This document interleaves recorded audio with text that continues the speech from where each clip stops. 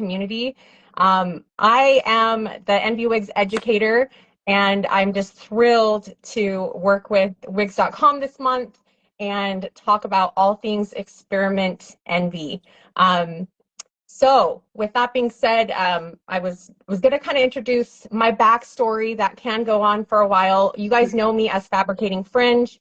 I've been wearing wigs for about a little over 12 years. I've experienced hair loss since I started having babies in my early 20s and was diagnosed with androgenic alopecia. So wigs are a passion of mine, and education, helping those who are looking into it, seasoned wearers. I think it's really, really important. So I'm so happy you guys are here to contribute with your own experiences and your own insight. So anyway, let's move on and introduce each of you amazing women. Let's start with Christina, and then we'll have Sandy pop in and talk about your, story a little bit, and then Mel.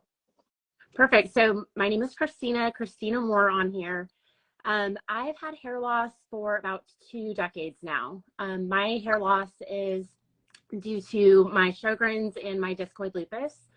So I don't have balding on the scalp. People are always like, why do you wear wigs? You're not bald. And I'm like, well, my hair doesn't really grow past like 2 inches. It just starts breaking off. I've worn alternative hair for about 10 years and then moved into wigs about 3 years ago. Best decision I ever made. And just over the last few years, kind of getting my footing in this arena, it has been so wonderful getting to know so many women in this community. And when I was first starting out, seeing women like me wearing wigs made this all so much less scary. And so that's kind of my reason for all of this, for being so vulnerable on here and showing up, is because I want women to feel less alone. I love that. Thank you. Sandy, you're next.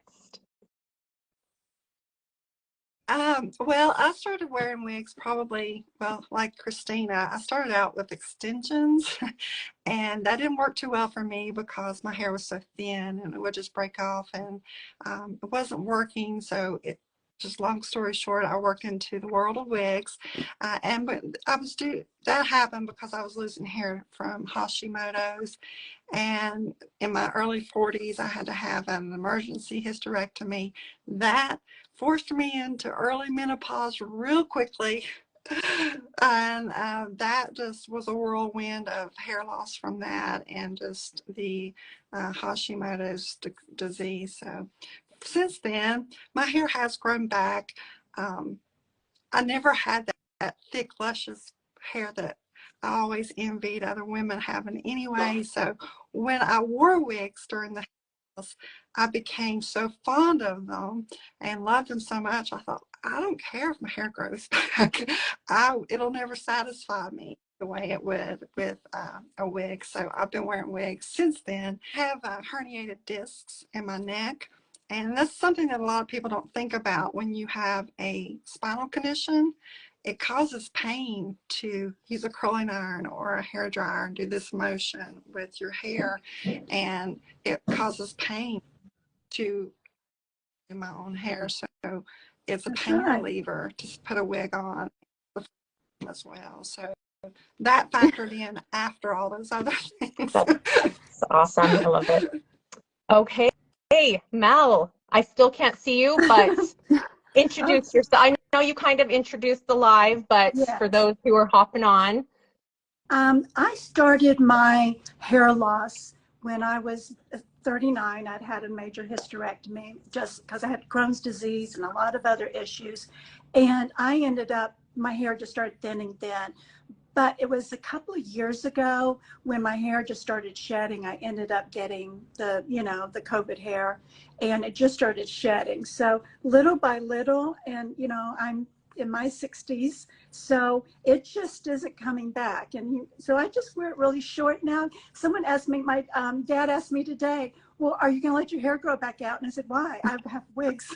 I have everything I need to look like. So they're a fashion statement for me now. I love the variety of it. And I am here because my mission, I know what courage it took for me to get that first wig, what it took to overcome. It was so hard to wear them out the first time. So I really wanted to share with other women to have the courage. So that's my mission, is to help women have the courage, overcome the fear, and just do it. And just step out there. And I gobbled up every video I could find about wig wearing. So you ladies, you were all there drinking coffee with me in the morning, having a glass of wine at night.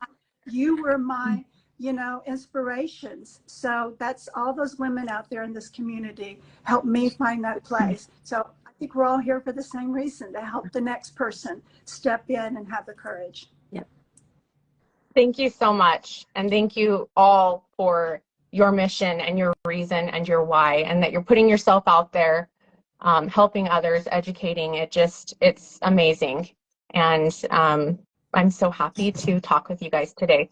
So the campaign for this year and starting this month is Experiment Envy. So all of you were sent a wig, and we are sitting here with our bio hair because we are going to unbox these wigs and put them on during the live, because as you guys know, there was a start to all of our journeys, and it can be kind of scary. It can be it's like a jungle out there. There's a lot of information.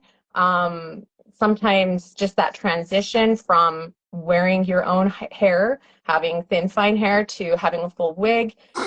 There's so many aspects and emotions and information out there. So I love that we're here to discuss those things and just get started.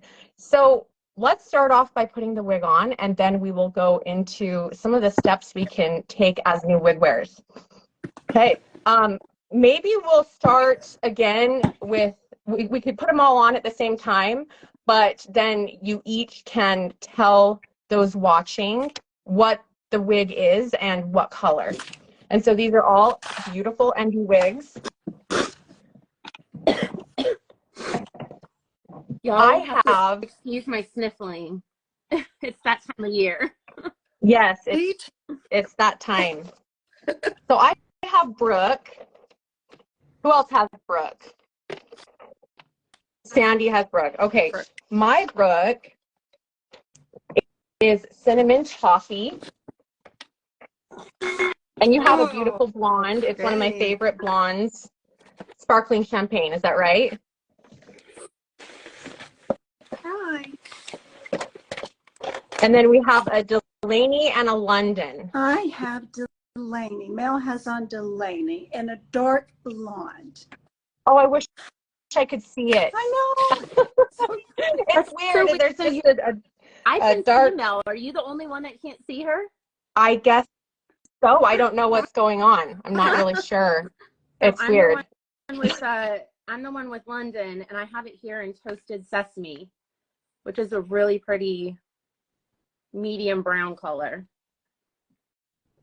Okay, so Christina has London and Toasted Sesame. Mel has Delaney, right?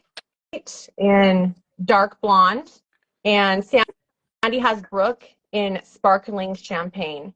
I also have Brooke, and this is Cinnamon Toffee.